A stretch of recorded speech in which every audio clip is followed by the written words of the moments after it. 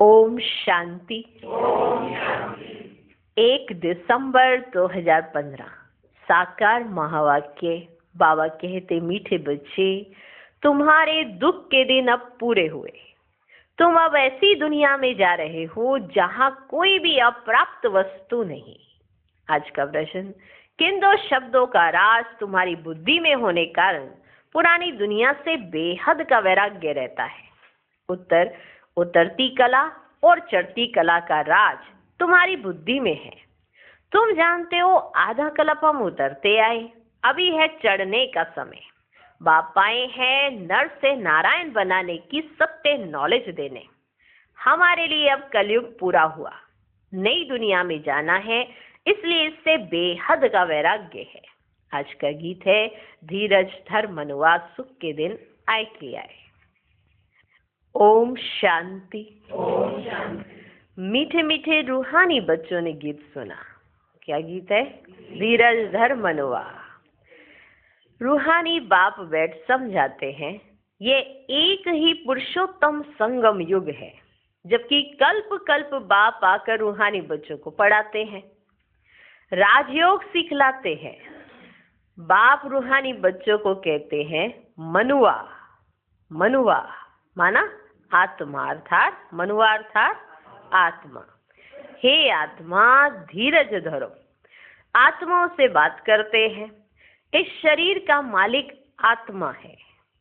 इस शरीर का मालिक आत्मा है। आत्मा कहती है, मैं अविनाशी आत्मा हूं, ये मेरा शरीर विनाशी है। ये मेरा शरीर विनाशी है। एक जैसा नहीं रहता है ना। देखो, जब छोटे थे तो कैसा था, बड़े हुए तो कैसा, जब बूढ़े होंगे तो कैसा, और फिर जब इसका समय पूरा हो जाएगा इस शरीर का, तो फिर दूसरा मिलेगा। इसे छोड़ना ही है। ऐसा नहीं है कि बहुत सालों तक यही शरीर चल जाएगा। हाँ, 200 साल तक ये शरीर चलता रहा, ऐसा संभव ही नहीं है। आत्मा कहती है, मैं अविनाशी आत्मा हूं, ये मेरा शरीर विनाशी है। रूहानी बाप कहते हैं, मैं एक ही बार कल्प के संगम पर आकर तुम बच्चों को धीरज देता हूं कि अब सुख के दिन आते हैं। अभी तुम दुखधाम रोरव नर्क में हो। सिर्फ तुम नहीं हो, परंतु सारी दुनिया रोरव नर्क में है। तुम जो मेरे बच्चे बने हो, रोरव नर्क से निकलकर स्वर्ग में चल रहे हो। सिर्फ तुम ही नर्क में नहीं हो, सारी दुनिया इस समय नर्क में है। और तुम जो मेरे बच्चे बने हो, रोरव नर्क से निकलकर स्वर्ग में चल रहे हो। सतयुग, त्रेता, द्वापर पास हो गया। कलयुग भी तुम्हारे लिए पास हो गया। तुम्हारे लिए ये पुरुषोत्तम संगम युग है, जबकि तुम तमो प्रधान से सतो प्रधान बनते हो। आत्मा जब सतो प्रधान बन जाएगी तो फिर शरीर भी छोड़ेगी। तो फिर ये शरीर भी छोड़ेगी जब आत्मा क्या बन जाएगी? सतो प्रधान। सतो प्रधान आत्मा को सतयुग में नया शरीर चाहिए। वहां सब कुछ नया होता है। बाप कहते, बच्चे, अब दुख धाम से सुख धाम में चलना है, उसके लिए पुरुषार्थ करना है। सुख धाम में लक्ष्मी नारायण की राजाई थी। तुम पुरुषार्थ कर रहे हो नर से नारायण बनने का। ये सत्य नर से नारायण बनने की नॉलेज है। भक्ति मार्ग में हर पूर्णमासी पर कथा सुनते आए हो, परंतु वह है ही भक्ति मार्ग। हर पूर्णमासी पर सत्यनारायण की कथा सुनते थे, परंतु वह तो है ही भक्ति मार्ग। उसे सत्य मार्ग नहीं कहेंगे। ज्ञान मार्ग है सत्य मार्ग। तुम सीढ़ी उतरते उतरते झूठ खंड में आते हो। अभी तुम जानते हो, सत्य बाप से हम ये नॉलेज पाकर 21 जन्म देवी देवता बनेंगे। हम थे, फिर सीढ़ी उतरते आए। उतरती कला और चढ़ती कला का राज तुम्हारी बुद्धि में है। पुकारते भी हैं, हे बाबा, आकर हमको पावन बनाओ। एक बाप ही पावन बनाने वाला है। बाप कहते, बच्चे, तुम सतयुग में विश्व के मालिक थे, बहुत धनवान, बहुत सुखी थे। अभी बाकी थोड़ा समय है। पुरानी दुनिया का विनाश सामने खड़ा है। बहुत धनवान थे, बहुत सुखी थे, कहाँ पर? सतयुग में। और अभी तो देखो क्या हालत है। पुरानी दुनिया का विनाश सामने खड़ा है। नई दुनिया में एक राज्य, एक भाषा थी, उसको कहा जाता है अद्वैत राज्य। अभी कितना द्वैत है, अनेक भाषाएं हैं। जैसे मनुष्यों का झाड़ बढ़ता जाता है, भाषाओं का भी झाड़ वृद्धि को पाता जाता है। जैसे मनुष्यों का झाड़ बढ़ता जाता है ना, ऐसे भाषाओं का भी झाड़ वृद्धि को पाता जाता है। फिर होगी एक भाषा। गायन है ना, वर्ल्ड की हिस्ट्री ज्योग्राफी रिपीट। मनुष्यों की बुद्धि में नहीं बैठता।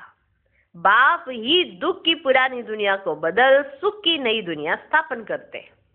लिखा हुआ है प्रजापिता ब्रह्मा द्वारा डिटिज्म की स्थापना। यह है राजयोग की पढ़ाई। ये ज्ञान जो गीता में लिखा हुआ है, बाप ने जो सम्मुख सुनाया, वह फिर मनुष्यों ने भक्ति मार्ग के लिए बैठ लिखा है, जिससे तुम उतरते आए हो।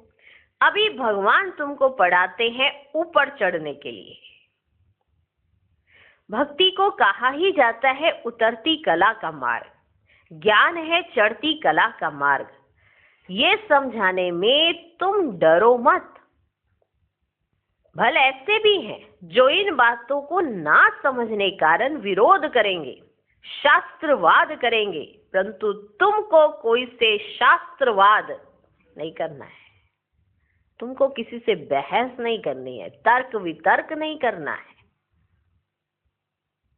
वो ऐसा बोले आप कुछ अलग बोलो, फिर वो ऐसा बोले आप कुछ अलग बोलो, ऐसा नहीं करना है। तुम्हें किसी से भी शास्त्रवाद नहीं करना है। बोलो शास्त्र, वेद, उपनिषद व गंगा स्नान करना, तीर्थ आदि करना, ये सब भक्ति कांड है।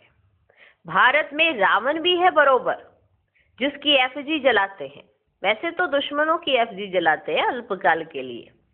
ये इस एक रावण की एफजी हर वर्ष जलाते आते हैं। बाप कहते तुम गोल्डन एज्ड बुद्धि से आयरन एज्ड बुद्धि हो गए हो। तुम कितने सुखी थे। बाप आते ही ये सुख धाम की स्थापना करने। फिर बाद में जब भक्ति मार्ग शुरू होता है तो दुखी बनते हैं। फिर सुखदाता को याद करते हैं, वह भी नाम मात्र, क्योंकि उनको जानते ही नहीं है ना। गीता में नाम बदल दिया है।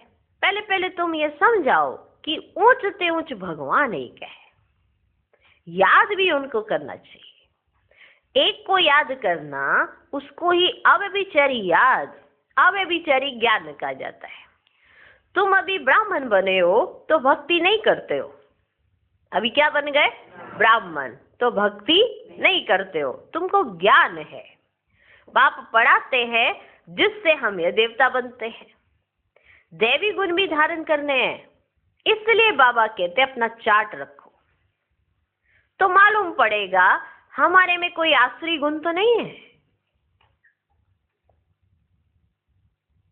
बाबा कहते अपना चार्ट रखो, तो आपको मालूम पड़ेगा कि हमारे में कोई आसुरी गुण तो नहीं है। देह अभिमान है पहला अवगुण, फिर दुश्मन है काम। काम पर जीत पाने से ही तुम जगत जीत बनेंगे। तुम्हारा उद्देश्य ही यह है। इन लक्ष्मी नारायण के राज्य में कोई अनेक धर्म थे नहीं। सतयुग में देवताओं का ही राज्य होता है, मनुष्य होते हैं कलयुग में। हैं भल वे भी मनुष्य, परंतु दैवी गुणों वाले। इस समय सब मनुष्य हैं आसुरी गुणों वाले। सतयुग में काम महाशत्रु होता ही नहीं। पाप कहते हैं इस काम महाशत्रु पर जीत पाने से तुम जगत जीत बनेंगे। वहां रावण होता ही नहीं, ये भी मनुष्य समझ ही नहीं सकते। गोल्डन एज से उतरते उतरते तमो प्रधान बुद्धि बने हैं। गोल्डन एज से उतरते उतरते कौन सी बुद्धि बन गए?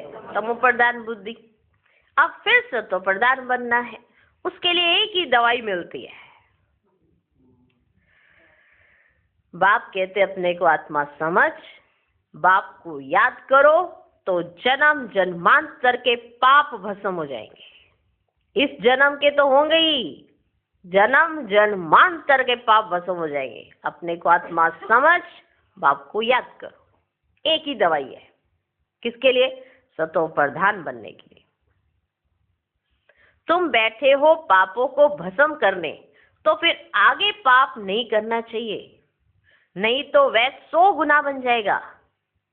विकार में गए तो 100 गुना दंड पड़ जाएगा, फिर वह मुश्किल चढ़ सकते हैं। पहला नंबर दुश्मन है ये काम। 5 मंजिले से गिरेंगे तो हड्ड गुड एकदम टूट जाएगी, शायद मर भी जाए। ऊपर से गिरने से एकदम चकनाचूर हो जाते हैं। बाप से प्रतिज्ञा तोड़ काला मुंह किया तो गोया आसुरी दुनिया में चला गया, यहां से मर गया। उनको ब्राह्मण भी नहीं, शूद्र कहा जाएगा। बाप कितना सहज समझाते हैं। पहले तो ये नशा रहना चाहिए। अगर समझो श्री कृष्ण भगवानुवाच भी हो, वह भी तो जरूर पढ़ा करके आप समान बनाएंगे ना। परंतु श्री कृष्ण तो भगवान हो ना सके, वे तो पुनर्जन्म में आते हैं। बाप कहते मैं ही पुनर्जन्म रहित हूं। राधे कृष्ण लक्ष्मी नारायण अथवा विष्णु एक ही बात है। विष्णु के 2 रूप लक्ष्मी नारायण, और लक्ष्मी नारायण का ही बचपन है राधे कृष्ण। लक्ष्मी नारायण का ही बचपन है राधे कृष्ण। ब्रह्मा का भी राज समझाया है, ब्रह्मा सरस्वती सो लक्ष्मी नारायण। अब ट्रांसफर होते हैं। पिछाड़ी का नाम इनका ब्रह्मा रखा है। बाकी ये ब्रह्मा तो देखो एकदम आयरन एज में खड़ा है। यही फिर तपस्या कर श्री कृष्ण व श्री नारायण बनते हैं। विष्णु कहने से उसमें दोनों आ जाते हैं, ब्रह्मा की बेटी सरस्वती। ये बातें कोई समझ ना सके। 4 भुजा ब्रह्मा को भी देते हैं, क्योंकि प्रवृत्ति मार्ग है ना। निवृत्ति मार्ग वाले ये ज्ञान दे ही नहीं सकते। बहुतों को बाहर से फंसा कर ले आते हैं कि चलो हम प्राचीन राजयोग सिखलाएं। अब सन्यासी राजयोग सिखला ना सके। अब ईश्वर आए हैं, तुम अब उनके बच्चे ईश्वरीय संप्रदाय बने हो। ईश्वर आए हैं तुमको पढ़ाने, तुमको राजयोग सिखला रहे हैं।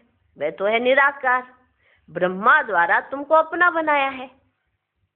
बाबा बाबा तुम उनको कहते हो, ब्रह्मा तो बीच में इंटरप्रेटर है। भाग्यशाली रथ है, इस द्वारा बाबा तुमको पढ़ाते हैं। तुम भी पति से पावन बनते हो। बाप कहते हैं मनुष्य से देवता बनाने, बाप आते हैं ना, बाप पढ़ाते ही हैं तुमको मनुष्य से देवता बनाने के लिए। बाप पढ़ाते हैं मनुष्य से देवता बनाने। अभी तो रावण राज्य आसुरी संप्रदाय है ना, अभी तुम ईश्वरीय संप्रदाय बने हो, फिर देवी संप्रदाय बनेंगे। अभी तुम पुरुषोत्तम संगम युग पर हो, पावन बन रहे हो। सन्यासी लोग तो घर बार छोड़ जाते हैं।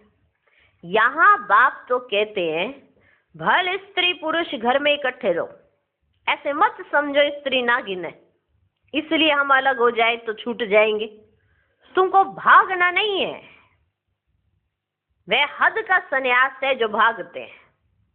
तुम यहाँ बैठे हो परंतु तुमको इस विकारी दुनिया से वैराग्य है, तुम्हारा अंदर से बेहद का वैराग्य है। वो हद का सन्यास करने के लिए अपना घर बार छोड़ देते हैं कि ना रहेंगे, ना स्मृति में कुछ आएगा, ना विकारों में जाएंगे, माना भागने लगते हैं बाहर की तरफ। आपको बुद्धि को इन सब चीजों से हटाना है, इसलिए इसे बेहद का सन्यास कहते हैं। कहीं और भाग के जाना नहीं है। ये सब बातें तुम्हें अच्छी रीति धारण करनी है, नोट करना है और परहेज भी रखनी है। नोट करनी है और परहेज भी रखनी है, धारणाओं पर ध्यान भी देना है। ऐसा ना हो कि परहेज भूल जाओ, हम करेंगे करेंगे और ऐसे करते करते कर ही ना पाए। परहेज भी रखनी है, दैवी गुण धारण करने हैं। श्री कृष्ण के गुण गाए जाते हैं ना, ये तुम्हारी एम ऑब्जेक्ट है। बाप नहीं बनते, तुमको बनाते हैं। फिर आधा कल्प के बाद तुम नीचे उतरेंगे, तमो प्रधान बनते हो। मैं नहीं बनता हूं, ये बनते हैं। 84 जन्म भी इसने लिए हैं, इनको भी अभी सतो प्रधान बनना है। ये पुरुषार्थ ही है। नई दुनिया को सतो प्रधान कहेंगे। हर एक चीज पहले सतो प्रधान, फिर सतो रजो तमो में आती है। छोटे बच्चे को भी महात्मा कहा जाता है, क्योंकि उनमें विकार होते ही नहीं है, इसलिए उनको फूल कहा जाता है। सन्यासियों से छोटे बच्चों को उत्तम कहेंगे, क्योंकि सन्यासी तो फिर भी लाइफ पास कराते हैं ना। 5 विकारों का अनुभव है, बच्चों को तो पता ही नहीं रहता, इसलिए बच्चों को देख खुशी होती है। चैतन्य फूल है, जैसे बच्चों को देख कर ना खुशी होती है। बच्चों को देखकर में विकारों का कोई भी ज्ञान ही नहीं है, समझ नहीं है विकारों की। चैतन्य फूल है, अपना तो है ही प्रवृत्ति मार्ग। अभी तुम बच्चों को इस पुरानी दुनिया से नई दुनिया में जाना है। अमर लोक में चलने के लिए तुम सब पुरुषार्थ करते हो, मृत्यु लोक से ट्रांसफर होते हो ना। देवता बनना है तो उसके लिए अब मेहनत करनी पड़े। देवता बनना है, बनना तो सभी चाहते हैं, पर मेहनत तो कोई नहीं करना चाहता, तो फिर बनेंगे कैसे? देवता बनना है तो मेहनत करनी पड़े। प्रजापिता ब्रह्मा के बच्चे भाई बहन हो जाते हैं। भाई बहन तो थे ना, प्रजापिता ब्रह्मा के औलाद आपस में क्या ठहरे? क्या ठहरे? प्रजापिता ब्रह्मा गाया जाता है। जब तक प्रजापिता का बच्चा ना बने, सृष्टि की रचना कैसे हो? प्रजापिता ब्रह्मा के हैं सब रूहानी बच्चे। वे ब्राह्मण होते ना जिस्मानी यात्रा वाले, तुम वो रूहानी यात्रा वाले। वे पतित, तुम पावन। वे कोई प्रजापिता की संतान नहीं है, ये तुम समझते हो। भाई बहन जब समझे तब विकार में ना जाए। बाप भी कहते हैं ना, खबरदार रहना है, खबरदार रहना। हमारा बच्चा बनकर कोई क्रिमिनल काम नहीं करना, नहीं तो पत्थर बुद्धि बन जाएंगे। बाप भी कहते हैं खबरदार रहना, हमारा बच्चा बनकर कोई क्रिमिनल काम नहीं करना, नहीं तो पत्थर बुद्धि बन जाएंगे। इंद्र सभा की कहानी भी है। शूद्र को ले आई तो इंद्र सभा में उनकी बदबू आने लगी, तो बोला पतित को यहां क्यों लाया है? फिर उनको श्राप दे दिया। जो पतित आया उसको भी और जो लाया है उसको भी। क्या दे दिया? श्राप दे दिया। वास्तव में इस सभा में भी कोई पतित आ नहीं सकते, भल बाप को मालूम पड़े व ना पड़े, ये तो अपना ही नुकसान करते हैं। और ही 100 गुना दंड पड़ जाता है।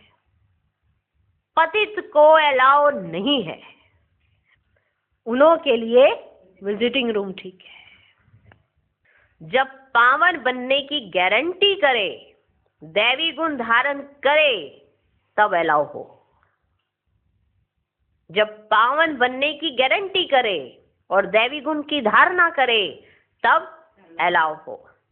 दैवी गुण धारण करने में टाइम लगता है। जैसे कई बच्चे कहते हैं हम अभी ठीक हो गए हैं, 2 दिन के पुरुषार्थ से ठीक हो जाएंगे, ऐसे बड़ी गारंटी से कहते हैं ना हम। अब हमारे अंदर ये वाला जो संस्कार है, जो पुरानी दुनिया का, वो अब नहीं है, और फिर 4 दिन के बाद फिर वही उथल खाता है, तो कहते फिर से आ गया है। गया ही नहीं था ना, अभी तो उसको काटना है, जड़ से उखाड़ना है। ठीक है ना। तो बहुत समय का अभ्यास चाहिए। किसी को कहा जाता है ना कि ये आपके अंदर ना ये संस्कार अच्छा नहीं है, आप बहुत ऐसे मना वैसे बोलते हो ना, ऐसे लड़ते हो ना, बहुत अच्छी बात नहीं है। 3 दिन बड़े प्यार से रहेंगे सबके साथ, तो चौथे दिन गारंटी से कहेंगे हम ठीक हो गए। माना खुद की एश्योरिटी भाई श्योर हो जाते हैं।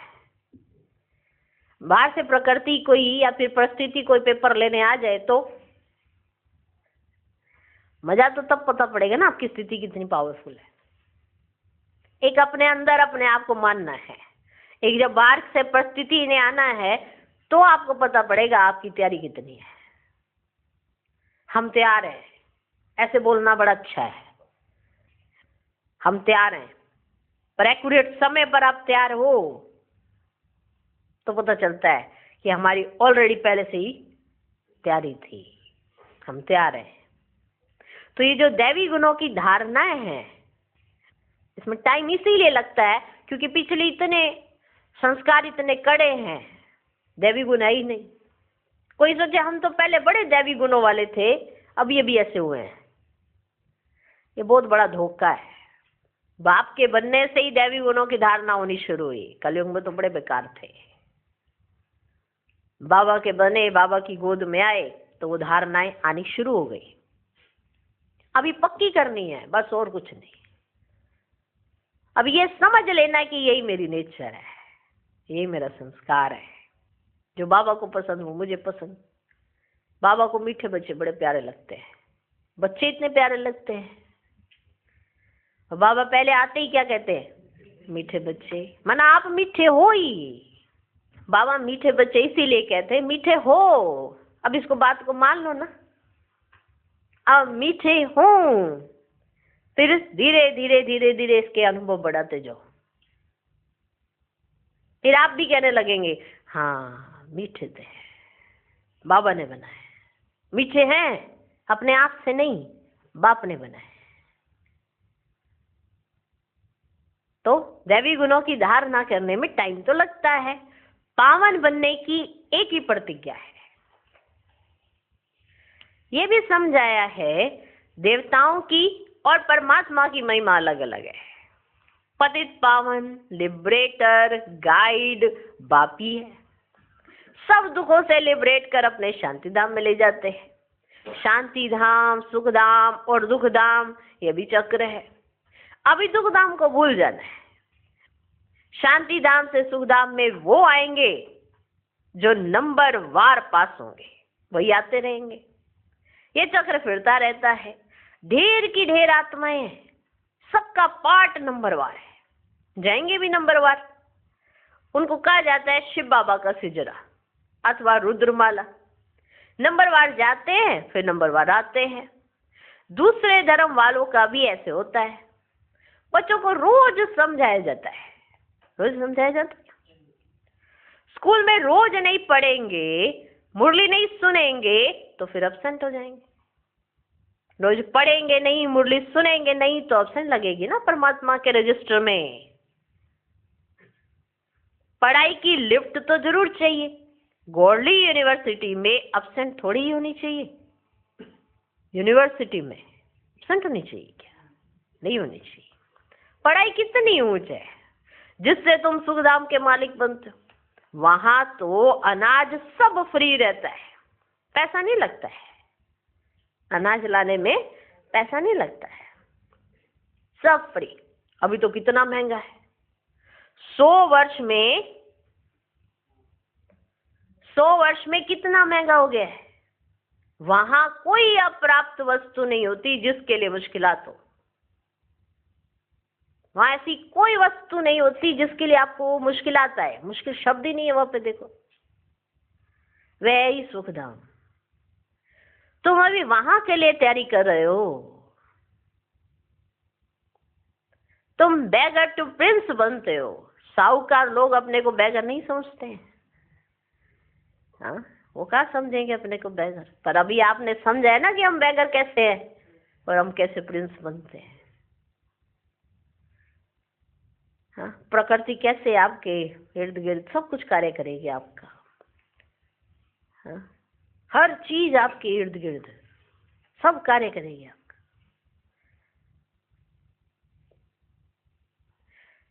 तो साहूकार लोग तो अपने को बैगर नहीं समझते हैं। अच्छा, मीठे मीठे सिकिलधे बच्चों प्रति माता पिता बाप दादा का याद प्यार और गुड मॉर्निंग। रूहानी बाप की रूहानी बच्चों को नमस्ते। हम रूहानी बच्चों की भी रूहानी बाप को नमस्ते नमस्ते नमस्ते। Good morning good morning good morning. इतने प्यार से कौन नमस्ते करता है? मीठे मीठे सिकिलधे, हाँ हाँ, इतने मीठे हो और कितने समय के बाद मिले हो, ये एहसास भगवान हर रोज कराते हैं। वो जानते हैं, वो याद रखते हैं कि बहुत समय बाद मिले हैं, और हम भूल जाते हैं कि हम बहुत समय बाद मिले। रोज दिनचर्या में यही भूले जा रहे हैं कि हम बहुत समय के बाद मिले हैं। तो इस मिलन में हमको कैसा होना चाहिए?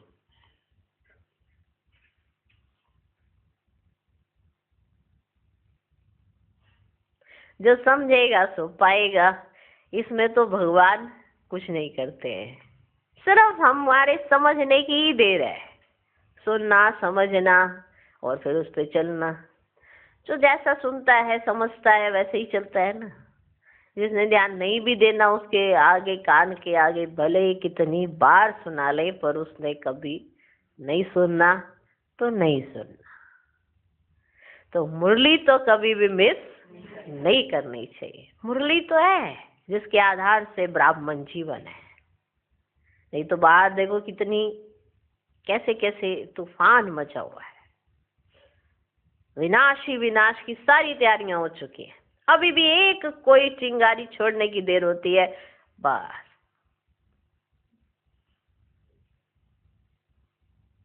सब आवेश में आ जाते हैं। कोई भी इधर का उधर, उधर का इधर, अंदर का क्रोध बाहर दिखाई देने लगता है।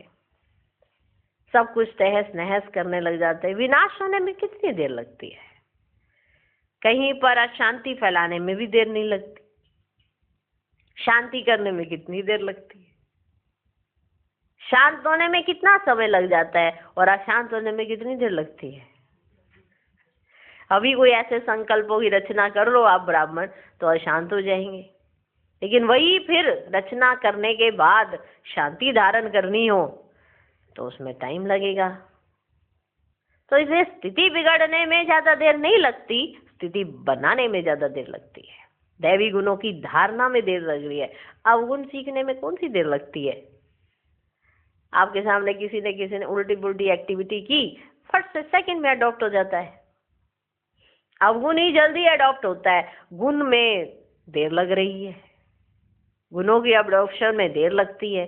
किसी की कोई अच्छी सी एक्टिविटी दिखी तो वो अच्छी लगी तो उसको अडॉप्ट होने में टाइम लगता है ना।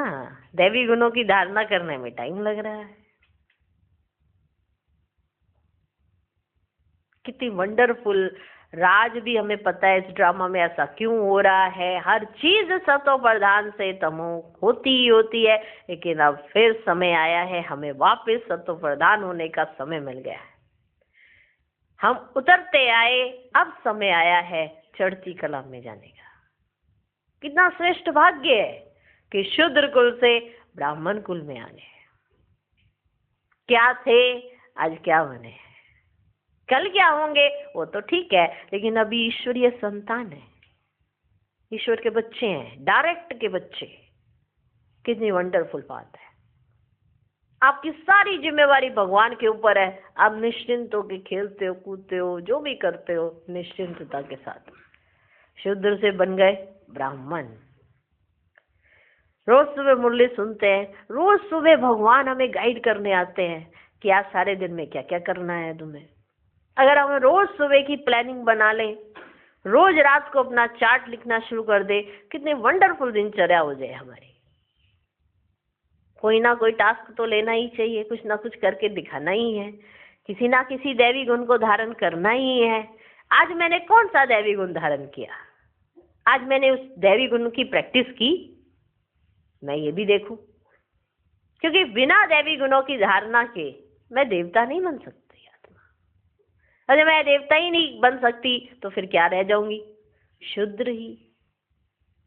तो उनकी धारणा करने के लिए मेहनत तो करनी पड़े। स्कूल में भी जाते थे तो पढ़ने की मेहनत तो करते ही थे ना, भले कितना भी इंटेलिजेंट हो उसे पढ़ना तो पड़ता ही था ना। समझने के लिए बुद्धि तो एकाग्र करनी पड़ती ही थी ना, तो इतनी मेहनत तो करनी पड़ेगी। तो मुरली सुनते हैं तो एकाग्रता से सुनना और धारण करना, ये मेहनत तो आत्माओं को करनी पड़े ना, और दैवी गुणों की धारणा भी करनी पड़े। इन दैवी गुणों की धारणा से ही आत्मा देवता बनेगी। कितना श्रेष्ठ भाग्य है कि अभी हम सब कुछ कर सकते हैं, जो पाना है सो पा सकते हैं। धारणा के लिए मुख्य सार, पहला पॉइंट, बाप से जो संपूर्ण पावन बनने की प्रतिज्ञा की है इसे तोड़ना नहीं है, बहुत बहुत परहेज रखनी है, अपना चार्ट देखना है, हमारे में कोई अवगुण तो नहीं है। दूसरा पॉइंट, गॉडली यूनिवर्सिटी में कभी भी एब्सेंट नहीं होना है। सुखधाम का मालिक बनने की ऊंची पढ़ाई एक दिन भी मिस नहीं करनी है, मुरली रोज जरूर सुननी है।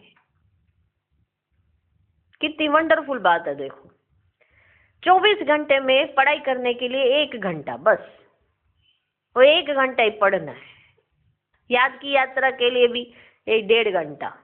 सारे दिन में आप अपना चलते फिरते बाबा की याद में रहते हो और सारे कार्य करते हो, सारे कार्य करते हो।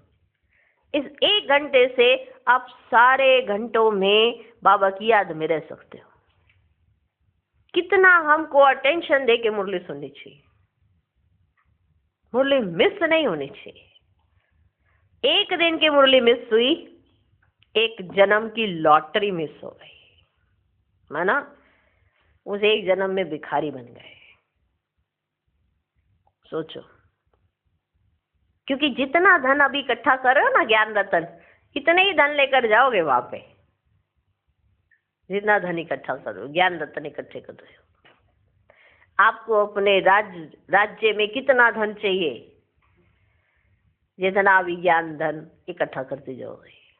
तो 1 दिन की भी मुरली मिस नहीं होनी चाहिए।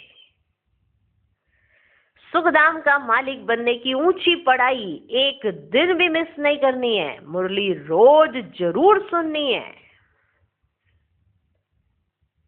मुरली रोज जरूर सुननी है। सुनने से क्या अटेंशन जाता है, सुना पढ़ा, सुना पढ़ा, सुना पढ़ा।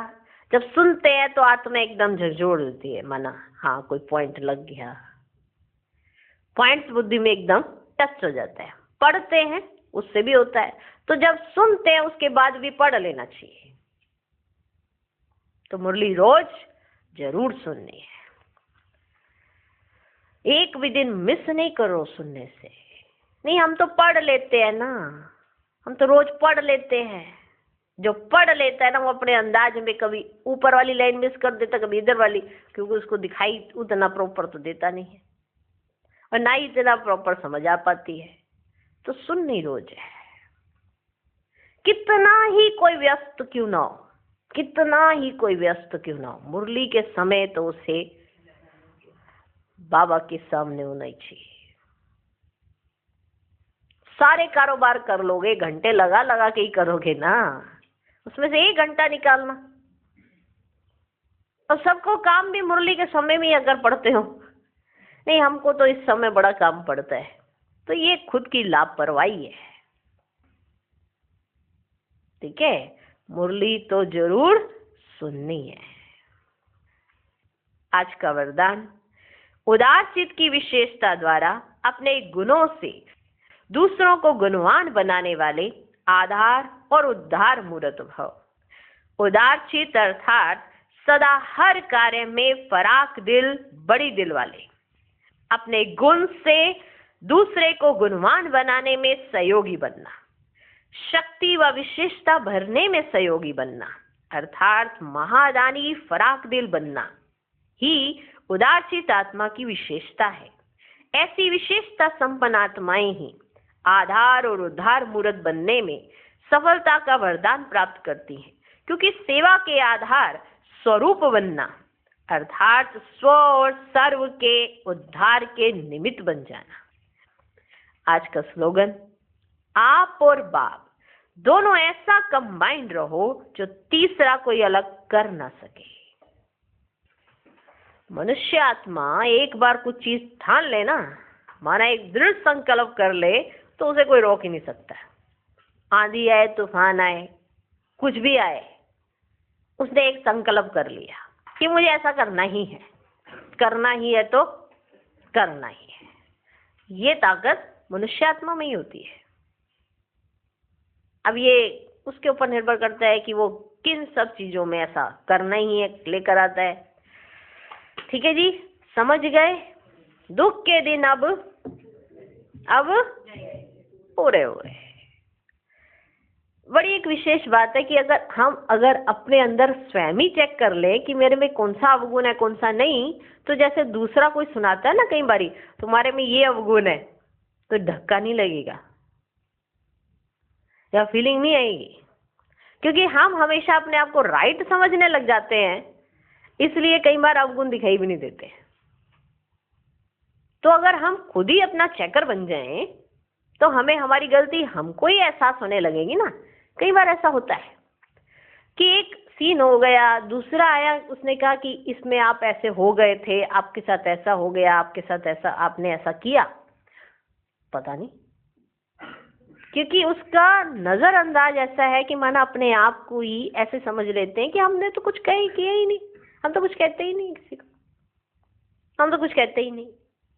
ऐसा करने वाली आत्मा कभी भी अपने अवगुणों को नहीं देख पाती है, या उससे क्या गलती हुई है वो एहसास नहीं कर पाती है। या कई क्या होते हैं, लड़ने को तैयार रहते हैं हमेशा कि मेरे को बोल कैसे दिया, जबकि जानते हैं कि मेरा ही अवगुण है ये। वो लड़ना इसलिए चाहते हैं कि मेरी बात मेरे को आज फिर सामने से कोई कहने वाला आ गए, तो इसलिए कईयों की लड़ाई के मूड में रहते हैं। कई हैं हम ब्राह्मण और फिर भी लड़े जाएं, तो सोचो कैसे होंगे।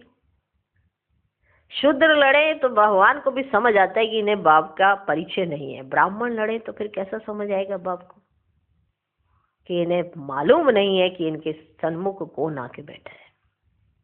ठीक है ना? तो बहुत अटेंशन देने की जरूरत है कि आखिर भी हम कहाँ आके खड़े हैं। जो बाबा के साथ कंबाइंड रहते हैं ना आत्माएं, जो बाबा के साथ, उनके अंदर दैवी गुणों की धारणाएं ऑटोमेटिक होती रहती है, क्योंकि बाबा है गुणों का सागर। बाबा क्या है? गुणों का सागर। और जो रावण के साथ रहती आत्माएं, उनके अंदर अवगुणों के ही भंडार चलते रहते हैं, कुछ ना कुछ ऐसा होता रहता है, क्योंकि रावण क्या है? अवगुणों का भंडार है रावण। बाबा क्या है? गुणों का सागर। अब जिसके संग में रहोगे उसका रंग चढ़ेगा ही चढ़ेगा। अभी आप देख लो सारे दिन में किसके संग में रहते हो? बाबा के साथ, रावण के साथ, बाबा के साथ, रावण के साथ। ठीक है जी, चलो। उतरती कला चढ़ती कला, उतरती कला चढ़ती कला, ये दो शब्द हैं, इससे आपको बेहद का वैराग्य आएगा इस पुरानी दुनिया से। अभी देखो मेरी चढ़ती कला का समय है, तो मुझे बस बाबा को याद करना है, अपने को आत्मा समझना है, बाबा को याद करना है, जन्म जन्मांतर के पाप भस्म हो जाएंगे याद से। ठीक है जी, ओके जी, ओम शांति। चलो बाबा की याद में चलते हैं।